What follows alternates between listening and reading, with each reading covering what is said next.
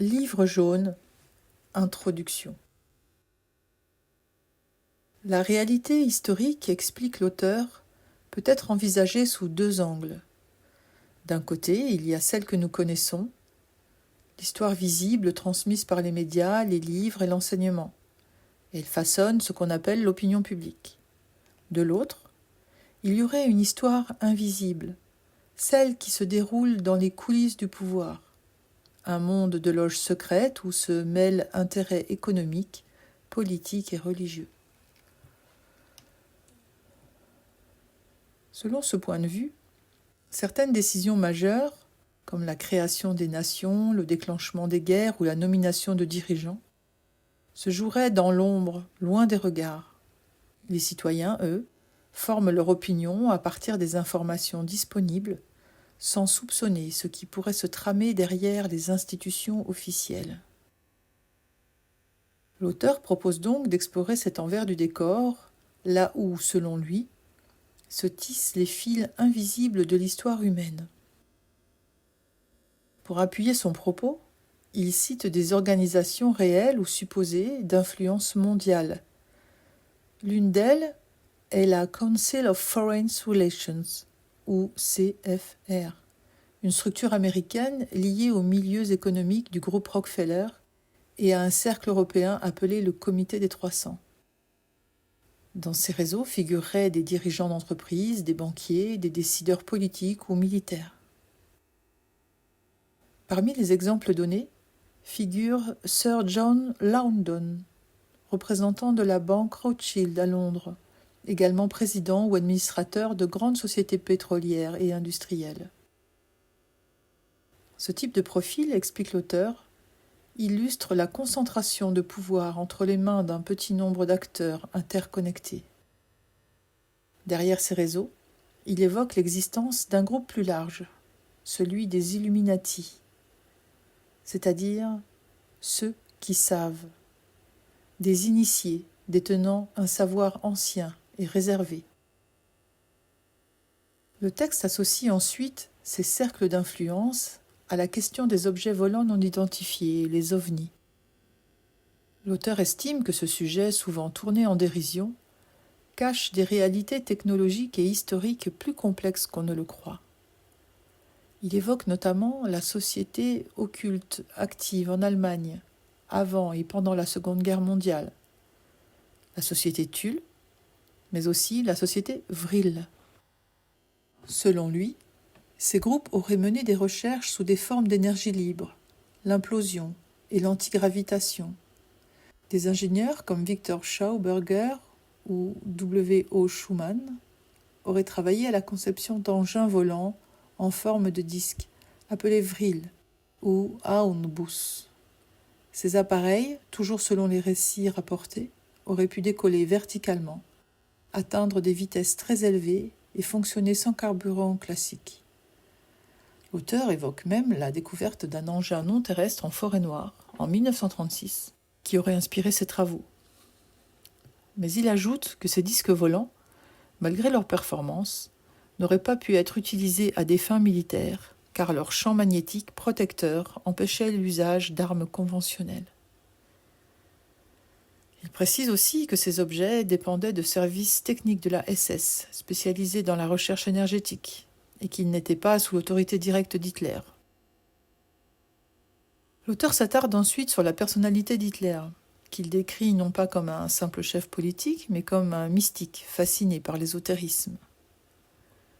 Il considère que pour comprendre l'idéologie du Troisième Reich, il faut la replacer dans ce contexte spirituel et symbolique.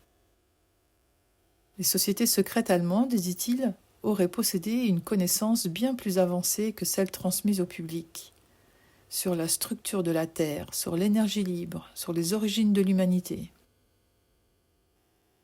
Après la guerre, ces savoirs auraient été confisqués par les Alliés, qui auraient interdit la lecture de certains ouvrages pour garder la maîtrise de ces technologies.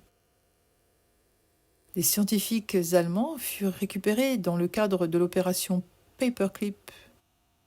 Certains, comme Werner von Braun, travaillèrent ensuite pour les États-Unis. Les recherches issues de la société Vril auraient contribué au développement de programmes secrets américains, notamment dans le domaine aéronautique. À ce stade, l'auteur élargit sa réflexion. Il s'interroge. Que se passerait-il si l'humanité avait accès à des sources d'énergie libres et inépuisables ? Cela signifierait la fin du pétrole, de la pollution et de nombreuses dépendances économiques. Les hommes auraient plus de temps pour réfléchir, apprendre ou méditer sur le sens de la vie. Mais, ajoute-t-il, ces technologies resteraient volontairement dissimulées, car contrôler l'énergie, la nourriture et le savoir permet de contrôler les peuples. Si ces connaissances devenaient publiques, le pouvoir des élites s'effondrerait. L'auteur insiste ensuite sur la valeur du secret. Savoir garder une information, dit-il, confère une puissance réelle. Il cite ici le nom de la rose d'Umberto Eco. Le moine aveugle explique que le rire tue la peur, et sans peur, il n'y a plus de foi. Pour l'auteur, cette idée symbolise le mécanisme de domination.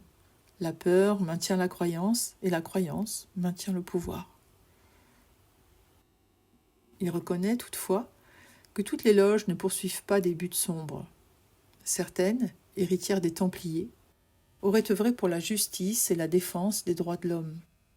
Mais d'autres branches, comme certains hauts degrés du rite écossais, auraient au contraire utilisé leur influence pour manipuler les gouvernements ou provoquer des bouleversements mondiaux. Il reconnaît toutefois que toutes les loges ne poursuivent pas des buts sombres. Certaines, héritières des Templiers, auraient œuvré pour la justice et la défense des droits de l'homme. Mais d'autres branches, comme certains hauts degrés du rite écossais, auraient au contraire utilisé leur influence pour manipuler les gouvernements ou provoquer des bouleversements mondiaux. L'auteur souligne que de nombreux livres ont été consacrés aux Illuminati, mais souvent d'un point de vue religieux ou idéologique. Il affirme vouloir adopter une approche plus neutre, rassemblant des faits issus de la politique, de la religion et de la finance, afin que chacun puisse exercer son propre discernement. Il conclut que les loges et ordres secrets existeraient depuis la nuit des temps, sous des formes diverses, et qu'ils continueraient, aujourd'hui, d'influencer le cours de l'histoire. Mais il rappelle aussi la loi d'équilibre. À chaque force destructrice répond une force constructive. La plupart des hommes, dit-il, ignorent ces dynamiques, ce qui les rend vulnérables à la manipulation. Enfin, il expose la raison d'être de son livre, non pas dénoncer, mais éclairer.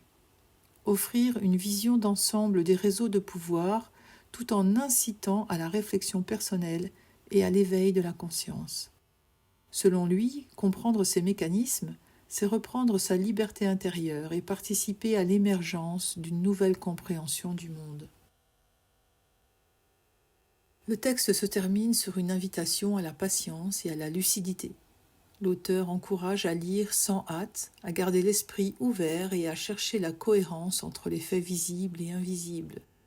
Car, dit-il, la connaissance est un pouvoir, et la lumière, même discrète, finit toujours par traverser les zones d'ombre.